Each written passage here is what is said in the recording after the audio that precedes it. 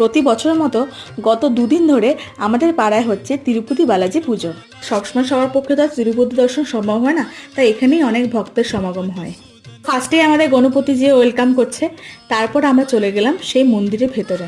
খুব সুন্দরভাবে সাজিয়েছে আর অজস্র ভক্তের ভিড়। খুব সুন্দর সময় আমরা গেছিলাম। এখানে গোবিন্দজিকে দোলনায় দোলানো হচ্ছিল আর অনেক মোমবাতি প্রদীপ সব জ্বালানো হচ্ছিল। তো তোমরাও ঠাকুর দর্শন করে নিতে পারো।